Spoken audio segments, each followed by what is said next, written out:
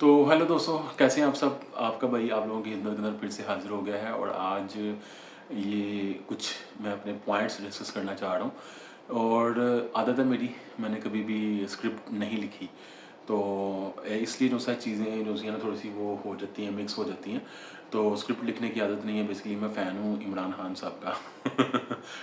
तो इसके अलावा डायरेक्ट अपने पॉइंट पे आते हैं। तो उसमें ये बात है कि जैसे कि आपको पता है कि इंडिया के अंदर जो मसले मसाइल चल रहे हैं अभी फ़िलहाल में, कि मसले मसाइल तो नहीं हम कह सकते, जो वहाँ पे दहशतगर्दी का वाक़या हुआ है, उसके ऊपर अपना ओपिनियन तो मैं पहले भी 2 वीडियो में नहीं दिया। मैंने अपना ओपिनियन पहले भी 2 वीडियो में नहीं दिया।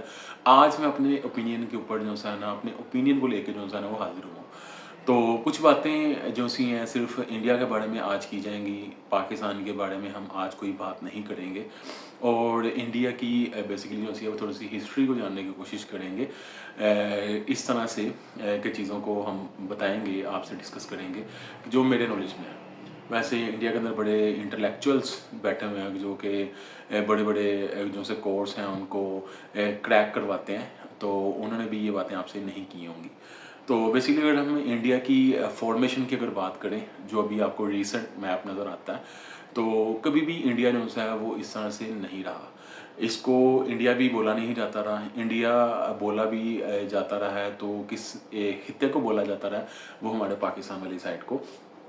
क्योंकि जहाँ से इंडस रिवर जो है वो गुजरता है, उस एरिया को इंडिया बोला जाता था। जहाँ से इंडस दरिया गुजरता है इसको इंडिया बोला जाता था। तो उसमें बेसिकली जो है बड़ी एक जो है वो तरीके से जो है इंडिया ने ये नाम अपने पास ले लिया। हालाँकि जो दरियाए सिंध जो है वो पाकिस्तान में मौजूद है।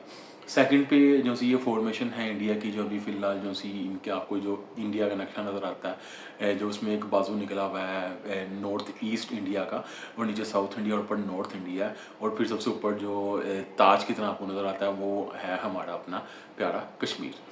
तो ये फॉर्मेशन कभी भी नहीं रही इंडिया की। सब झूठ बोलते हैं और इसके बाद में ये बात करते हैं कि जितने भी आपके इंटेलेक्चुअल्स हैं जो बैठे हुए हैं, जो बात करते हैं अखंड भारत की, कि जिसमें वो उठाना शुरू करते हैं अफ़गानिस्तान से, कि अफ़गानिस्तान अफ़गानिस्तान, पाकिस्तान, आज़ाद जम्मू कश्मीर की बात कर रहा हूँ जिसमें पूरा कश्मीर का एरिया आता है।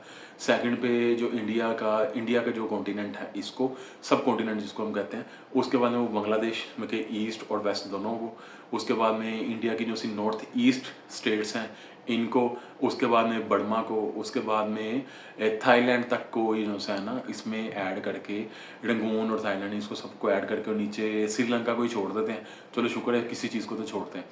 तो इन सबको ऐड करके ये अखंड भारत की बात करते हैं। अगर हिस्टोरिकली बात की जाए तो अफ़गानिस्तान जो है ना वो ज़्यादातर जो है बेसिकली जो सी अफ़गानिस्तान की जो स्टेट है, स्टेट ऑफ अफ़गानिस्तान की बात की जाए तो ये बहुत टाइम तक जो है ना, बल्कि ये बहुत पुराना जो है ना ये मुस्लिम रीजन है। यहाँ से ही सुल्तान महमूद गज़नवी ने भी वहाँ से इंडिया में एंटर हुआ, पाकिस्तान के रास्ते से इंडिया में आया। वहीं से शहाबुद्दीन मोहम्मद गोरी जो है वो वहाँ से एंटर हुआ। उसमें इवन के अहमद शाह अब्दाली, इवन के बाबर, ये सब लोग जो है ना ये सेंट्रल एशिया से अफ़गानिस्तान से होते हुए इंडिया तक पहुँचे हुए हैं। अफ़गानिस्तान कभी भी अखंड भारत का पार्ट नहीं रहा।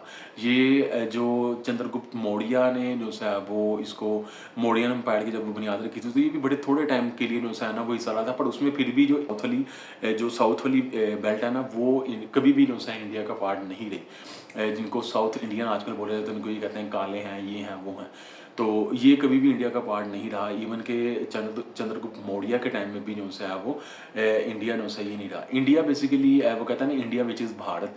इंडिया जो है ना अभी बेसिकली वो इंडिया को छोड़ के ना वो भारत बनने की कोशिश कर रहा है। तो ये जो इंडिया की जो साउथ स्टेट्स हैं ये इंडिया का पार्ट कभी भी नहीं रही। तो उसके बाद में बेसिकली इसकी तकसीम गलत हुई है। बेसिकली ये जो हमारे प्यारे अंग्रेज़ थे ना जो से, वो जल्दी-जल्दी में वो कहते हैं ना जल्दी-जल्दी का काम शैतान का होता है। तो वो जल्दी-जल्दी में जो इंडिया की डिवीज़न करके गए हैं वो गलत करके गए हैं। इंडिया को बेसिकली 3-4 स्टेट्स में जो है वो होना चाहिए था, डिवाइड करना चाहिए था।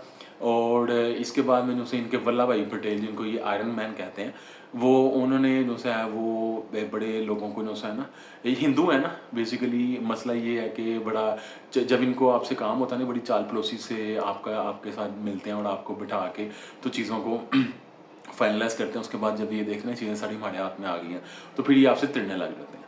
तो वल्लभ भाई पटेल जो सा था, उसने बड़े तरीके से जो सा है ना इनको वो किया था, यूनाइट किया था इंडिया को।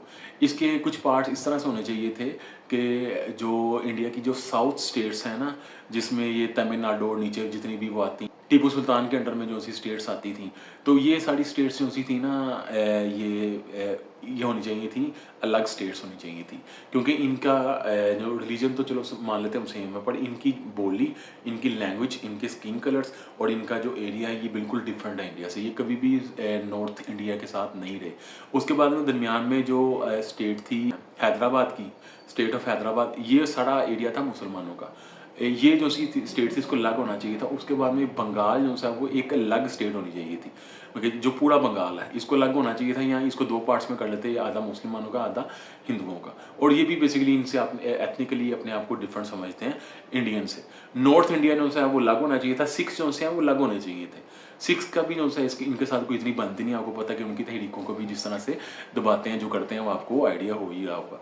उसके बाद में जो इंडिया की है नॉर्थ ईस्ट साइड, इसको अलग होना चाहिए था। ये बेसिकली एक डिवीजन ही गलत हुई है। तो उसके बाद में अब थोड़ी सी करंट इश्यूज़ के ऊपर हम चलते हैं, बढ़ते हैं और बात करते हैं कि इंडिया को इतना जो सा वो टेररिज्म का सामना क्यों है। वो इसलिए है कि रेजिस्टेंस चल रही है जो इनके असम, मणिपुर और जो नॉर्थ ईस्ट इंडिया जो सा है, वहाँ पे जो सा है ना वो अपने मसले इनके चल रहे हैं। वहाँ पे इनको एक अलग से जो सा वो चीज़ें करनी पड़ रही हैं। वहाँ पे इनको मुस्लिम सेल हो रहे हैं कि वहाँ पे भी दहशतगर्दी हो रही है। वहाँ पे मुसलमान और असामीज़ और असम राइफल्स ये वो आपस में लड़ रहे हैं। सेकंड पे इनको रेजिस्टेंस, फर्स्ट रेजिस्टेंस इनको होगी मणिपुर और नागालैंड और वो ये असम से। दूसरे नंबर पे इनको रेजिस्टेंस मिल रही है पंजाब की तरफ से, जो चरदा पंजाब है वहाँ पे सिक्स रेजिस्टेंस जो सी हैं वो इनको मिल रही हैं। थर्ड पे इनको जो सी बेसिकली सबसे बड़ी रेजिस्टेंस जो मिल रही थी वो मिल रही थी कश्मीर से। कश्मीर में इन्होंने जो सा बड़ा जुल्म व सितम किया है। वो राजा क्या नाम, हरी सिंह नाम था शायद उसका, तो इसने डोगरा राजा तुम जो सा था उससे इन्होंने बड़े तरीके से जो सा है ना वो मुआहदा मनवा के और ये करके वो करके, तो इन्होंने कश्मीर जो सा है ना वो हथियाने की कोशिश की अपने तौर पे। पर उसके बाद में जो इन्होंने उधर की आवाम के ऊपर जुल्म किया है वो अल्लाह माफ़ करे कि हम वो लोगों, मैं आपको क्या बताऊं कि वो अगर किसी के घर में 10 बच्चे थे ना, मिसाल दे रहा हूँ 10 बच्चे तो नहीं होंगे, पर 10 बच्चे थे ना, तो इनके लॉकडाउन और इनकी पॉलिसीज़ की वजह से उस घर में 2 या 3 बच्चे रह होंगे, 7 बच्चे इन्होंने मार दिए। सेम लाइक इन्होंने काम वो शुरू किया हुआ है कि जो काम किया हुआ है इसराइल ने जो शुरू किया हुआ है गज़ा में, ये इन्होंने इसराइल ने इनसे क्लास ली है। ये इसराइल से क्लास नहीं लेते, इसराइल ने इनसे क्लास लिया है कि अच्छा इस तरह से भी किया जाता है। पैलेट्स और ये चीज़ें उसी इन्होंने की हैं। तो ये जब आपके अपने मसले मसाइल इतने ज़्यादा होंगे ना, तो फिर उसके बाद में आपको रेजिस्टेंस मिलती है। और वो रेजिस्टेंस जो सी है उसका जो सा है ना वो अमल, रद्द-ए-अमल जो सा है वो आपको मिला है पहलगाम में। और पहलगाम में ये फर्स्ट टाइम हमला नहीं हुआ। यहाँ पे जो सी है वो अमरनाथ की यात्रा होती है और उसके बाद में जो सा है वो चीज़ें वहाँ पे हमले होते हैं। और ये कुछ चौथा पाँचवा हमला है पहलगाम में। और पहलगाम में ये हमला जो सा है ना चौथा है, जैसे कि मैंने आपको बताया। और रेजिस्टेंस जो सी है वो इनको इस दफ़ा कश्मीरियों की तरफ से मिली है। और वो इस तरह से इस वजह से मिली है कि इधर जो सी हैं, इधर ये मसले मसाइल होते हैं। वहाँ पे आप कश्मीरियों के साथ जब जुल्म करोगे तो वो तो आम रेजिस्टेंस करेंगे। हालांकि मैं दहशतगर्दी के हक़ में कभी भी नहीं आया। मेरा, आप कभी भी कोई भी वीडियो उठा के देखोगे तो मैं कभी भी नहीं कहूँगा कि दहशतगर्दी हो गई पे, मैं इसको कंडेम करता हूँ। पर बेसिकली बात ये है कि अगर किसी कुत्ते का पिल्ला भी मर जाए ना तो उसका दुख होता है। तो आपको आइडिया हो ही गया होगा ये किसने कहा था। आपके जो इस टाइम पे जो करंट पीएम है, प्राइम मिनिस्टर, उन्होंने बोला था जब मसले हुए थे गुजरात में, तब उन्होंने कहा था कि कुत्ते का पिल्ला भी मर जाना तो उसका भी दुख होता है। तो ज़ाहिर बात है दुख होता है। दूसरे नंबर पे इन्होंने बड़ी जो सा है वो आपकी ज़ुबान में बताते हैं चतराई से जो सा है ना, चितराई से इन्होंने वो छुपाया कि अंदर एक मुस्लिम भी मरा हुआ है। उसको नहीं फिर आप लोग बता रहे कि ये जो सा है ना फॉल्स फ्लैग किस्म का इन्होंने एक ऑपरेशन किया कि जो इनका गलत हो गया। ये जब भी किसी भी अमेरिकन प्राइम मिनिस्टर का या प्रेसिडेंट का या वाइस प्रेसिडेंट का या प्राइम मिनिस्टर का दौरा होता है ना, तो ये कश्मीर में इस तरह की हरकतें करते हैं। इनका शुरू से वतीरा रहा है। और आज जाके मैंने जैसे कि पहले आपको बोला था कि इनके घर में कहीं पे बच्चा पैदा हो जाना तो ये कहते हैं पाकिस्तान ने किया। तो वही इनके हालात हैं। अब ये जो सा है ना डॉक्यूमेंटेड हैं चीज़ें, इंटरनेशनल कोर्ट ऑफ जस्टिस में जो सा है वो चीज़ों को प्रेजेंट किया हुआ है पाकिस्तान में, जिसमें इनका एक बंदा पकड़ के भी हमें प्रेजेंट किया हुआ है, कुलभूषण यादव, जो कि ईरान के अंदर बैठ के पाकिस्तान के बलूचिस्तान के अंदर जो सा है वो फंडिंग कर रहा था BLA को। तो उसके बाद BLA को और आपके हमारे जो से वो हैं खैबर पख्तूनख्वा के जो से फाटा के रीजन थे वहाँ पे TTP को वो कर रहा था, फंडिंग कर रहा था। तो जब वो पकड़ा गया तो उसके बाद में इंडिया उसका नाम क्यों नहीं ले रहा? बनता तो पाकिस्तान को ये था कि पाकिस्तान ने वो जो है कुलभूषण यादव इसको उठा के फेंकता इंटरनेशनल कोर्ट ऑफ जस्टिस में, उनको कहता ये बंदा इसे बयान लें जो कि आपका हाजिर ड्यूटी वो सर्वेंट था उसके नेवी के अंदर। तो उसका जो है वो उसके बारे में आप कैसे उसके बारे में कैसे ऐसे करके हाथ झाड़ के आप निकल रहे हैं, उसका क्यों नहीं बताते? तो उसके बाद में तीसरे नंबर पे बात ये करते हैं जी कि ऑलमोस्ट 7 लाख की जो सी फ़ौज है इन्होंने खड़ी की हुई है कश्मीर में, और इनके बकौल में आर्टिकल 370 के जो से एवरीकेशन के बाद जो है वो कश्मीर के अंदर बड़ा सुकून आ गया, कश्मीर के अंदर टूरिज़्म बढ़ा है, कश्मीर की इकोनॉमी बूस्ट कर रही है। तो 7 लाख की फ़ौज वहाँ पे आपने खड़ी की है और 2 लाख के वैसे BSF के जवान हैं जो बॉर्डर सिक्योरिटी फोर्स है वहाँ पे आपकी। तो इन तकरीबन 9 लाख की फ़ौज के बाद में तो ISI को सर्टिफिकेट आपके हाथ से दिलवा दें, फिर हम अपने PM से दिलवा दें या किससे बता दें, हमें कोई नाम दे दें, उस बंदे से जो है ना ISI को हम एक जो है ना एप्रिसिएशन लेटर दिलवा देते हैं कि 9 लाख की फ़ौज के अंदर जो है उन्होंने हमला एग्जीक्यूट कर दिया और इस चीज़ में कामयाबी हो गए। बकौल आपके आप लोगों ने ISI को जो है ना एक सर्टिफिकेट दे दिया कि ISI is the number 1 intelligence agency in the world. आपने वो उसको साबित कर दिया, आप लोगों ने साबित किया ना। आप लोग कह रहे हैं जी वहाँ पे 9 लाख की फ़ौज आप लोगों ने खड़ी की हुई है, सारा मतलब पैरा मिलिट्री ऊपर ये और सारा कुछ मिला के 9 लाख की सी फ़ौज आपने खड़ी की और उसके बाद में ISI ने जो है वहाँ पे कार्रवाई डाल दी। मतलब सपोज कर रहे हैं, मतलब सपोज कर रहे हैं आपके थ्रू के आप लोग ये कह रहे हैं।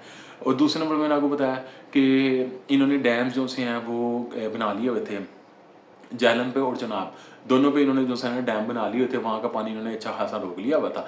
सिंध के ऊपर जो है दरिया सिंध के ऊपर जो है इन्होंने डैम बनाने थे, तो ये इन्होंने जो है ना एक तरीके से जो है वो पानी चोरी करना था, वो इन्होंने उसको चीज़ को साबित कर लिया। उन्होंने कहा जी अच्छा डैम तो वो बना लिए, अब हम पानी कैसे रोकें? इन्होंने कहा जी किस तरह से हम जो है जैसे उड़ी हमला कराया था, पठानकोट का हमला कराया था, वैसे ही जो है ना पहलगाम का हमला करवाते हैं और जो है ये डैम का पानी जो है ना वो चोरी कर लें, मतलब डैम को ऑपरेशनल कर लेते हैं, चोरी करना शुरू कर देते हैं पानी को।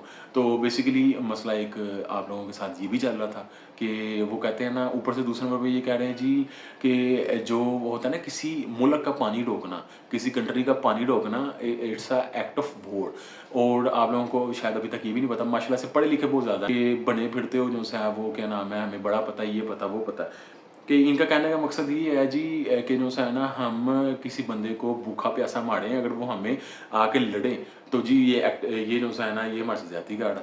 मैं किसी बंदे को प्यासा मार दो और उसके बाद आपको हो जी कि जो है ना वो अब ये हमारे से लड़े भी ना। तो आप लोगों का कहने का मकसद है। और बेसिकली जितने भी जो से लोग हैं, जो समझदार लोग हैं, जो एनालिस्ट हैं, जो थिंक टैंकर्स हैं, वो कहते हैं जी कि ना पाकिस्तान की और इंडिया की जो सी फाइनल वॉर है वो होगी पानी के ऊपर, और इंडिया ने इंडिकेशन दे दी है कि हम पानी रोकने हैं। तो ज़ाहिर बात है जब आप 24 करोड़ की आवाम है उनको भूखा मारेंगे तो उसके बाद में भूखा बल्कि नहीं भूखा प्यासा मारेंगे तो वो जो सा वो तो फिर लड़ेंगे आपसे। और दूसरे नंबर पे जो सी आप लोगों ने इतनी इंटरनेशनल वो जो सी वो इकट्ठी की है ना डिप्लोमेसी, और ये जैसे आपने अपना स्टेटस बनाया हुआ जी कि विश्व गुरु और फलाना गुरु तो ये गुरु तो वो गुरु, वो आपका 2 मिनट में धर्म करके गिर जाना जब वहाँ पे UNO में और आलमी अदालतें जो सी इनमें जाके पाकिस्तान ये मुकदमा पेश करेगा कि इंडिया जो है वो हमारे 24 करोड़ आवाम की पानी के ऊपर, पानी के हक ऊपर जो है डाका मार रहा है। और उसके बाद में एक और मैं बंदे को सुन रहा था, वो कह रहा है जैसे कि जो सिंध जहलम चनाब है ना, इनमें पानी ज़्यादा आता है और रावी सतलुज ब्यास में पानी कम आता है। तब आप लोग मर गए थे, तब आप लोगों की सोच काम नहीं कर रही थी, तब उस टाइम पे क्या नाम है भंग पी हुई थी या भंगले पकौड़े खाए हुए थे आप लोगों ने, कि तब जो सब नशा करके बैठे हुए थे। आप लोगों को नहीं पता था कि ये 3 दरियाओं में पानी कम है और उसमें जो सा वो ज़्यादा, हमें बोले दरिया लेने हैं, ये बोले दरिया लेने हैं। बस ये एक ना वो एक जवाब होता है कि जी जो मुझे उस टाइम पे मिला था वो कम था और अब जो है मैं ज़्यादा वाले की तरफ में कि वो 3 दरिया भी आप लोगों ने ले ली और 20% हिस्सा इसमें से भी मांगते हो। 20% हिस्सा आप लोगों ने इससे भी ले लिया, उसके बाद में जितना कुछ दरियाए सिंध जो सब कुछ चल रहा है, आप लोगों को पता ही कितना पाकिस्तान की नीड भी उससे कितनी की पूरी हो रही है। तो ये आप लोगों के जो से है ना माशाल्लाह से वो हालात हैं चीज़ों के। और दूसरे नंबर पे आप अपनी जो स्टेट है, इंडियन स्टेट को जो सा है वो आप वेपनाइज्ड कर रहे हो ना उसके मज़हब के साथ में। तो कर लें, चेक कर लें।